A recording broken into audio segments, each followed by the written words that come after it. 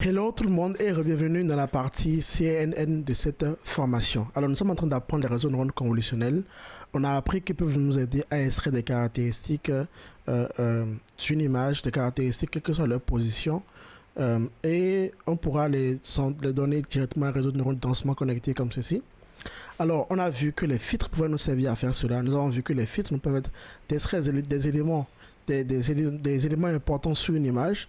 On a appliqué ici à une image de salon, voilà une petite table de salon comme ceci, où on a appliqué un filtre horizontal, puis qui nous a permis de un filtre de cette valeur-là. Regardez, vous voyez 1, 2, 1, 0, 0, 0 et moins 2, moins 2, moins 1, moins 2, moins 1.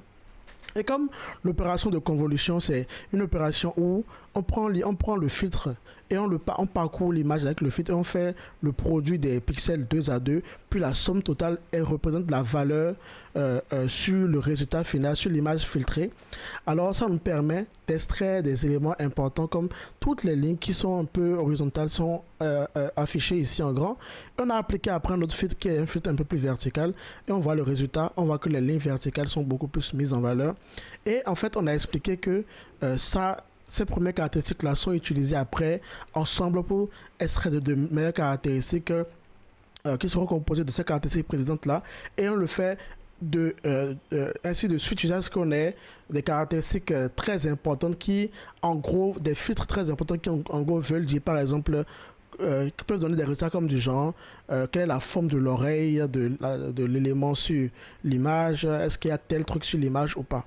Donc finalement, ces filtres-là nous permettent de répondre à des questions précises sur une image. Ok. Et le problème, c'est que comment savoir à quelle question ça répond, hein? Comment, en fait, les filtres, quels sont les filtres qui seront appris?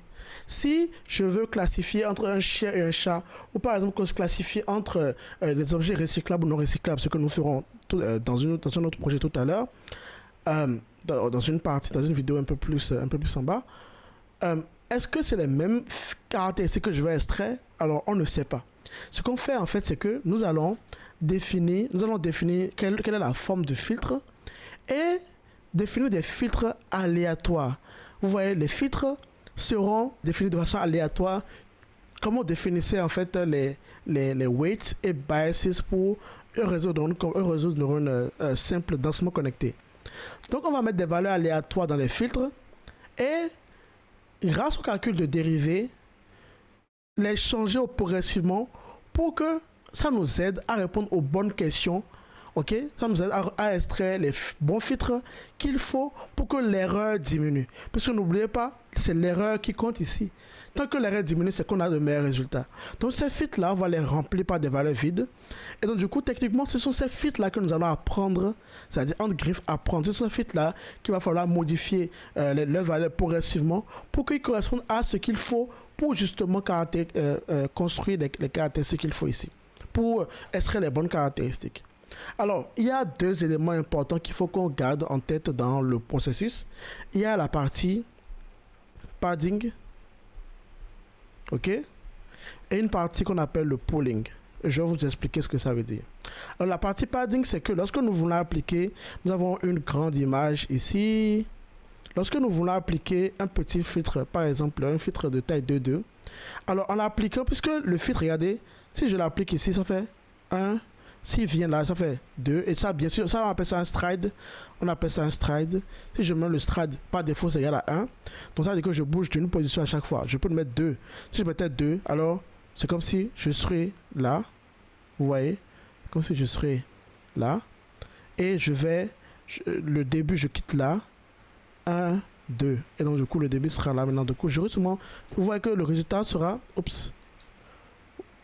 Voilà, vous voyez que le résultat aura seulement 2 éléments.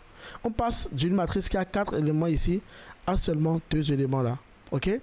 Et si on fait le stride 1, ça fait 1, 2 et 3 seulement, alors qu'on a 4. Vous voyez? Donc du coup, l'opération de convolution réduit la taille de l'image. Pour ne pas réduire cette taille d'image là, on met des éléments, on met des zéros à côté, comme ceci. Vous voyez?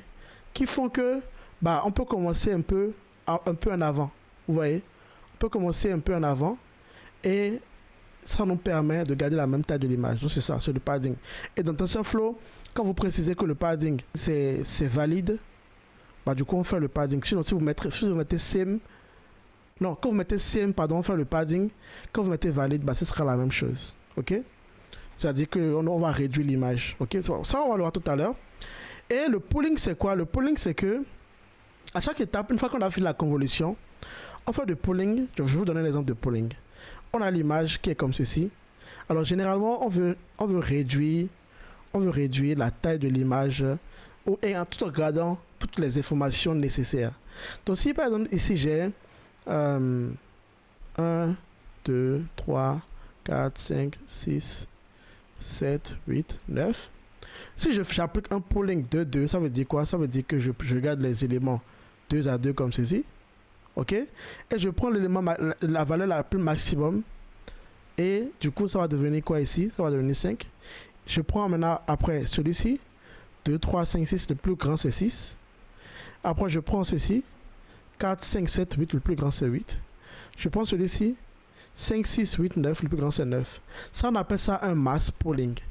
Et quand on l'applique vraiment sur une image, ça nous permet de garder les mêmes caractères, les mêmes filtres, ok, tout en réduisant la taille de l'image. Regardez un exemple que j'ai trouvé dans un notebook de Aurélien Géron. Regardez l'input. Ça c'est un pooling, hein. Un pooling. Regardez l'input, le output. Regardez la taille de l'image et regardez la taille de cette image-là. C'est comme si on a compressé l'image, mais on a gardé l'essentiel à l'intérieur. Vous voyez qu'ici il y a beaucoup plus de pixels, mais là c'est petit. Mais on a l'impression qu'on a gardé les mêmes caractéristiques quand même. Donc du coup, ça nous permet de réduire plus tard le nombre d'informations, de la taille de l'image, et d'avoir un calcul qui est beaucoup plus rapide. Ok? Donc généralement, ce qu'on fera, c'est quoi? On appliquera d'abord le CNN, donc la convolution. Ok? Donc convolution. Donc, quand on applique la convolution, on inscrit des filtres, bien sûr, avec les paramètres padding, si on veut un padding ou pas. Et puis après, on aura le pooling pour réduire l'information. Et on peut avoir également après la même chose pour construire des filtres qui se basent sur les filtres extraits ici. Et ainsi de suite, jusqu'à ce qu'on ait un résultat final qu'on va aplatir et donner à notre réseau de neurones densément connecté qu'on connaît déjà. C'est ce que nous allons faire dans la prochaine vidéo. On va arrêter de bavader entre griffes et d'appliquer vraiment tout ceci à nos données de Fashion MNIST et voir si on a de meilleurs résultats. Allons-y.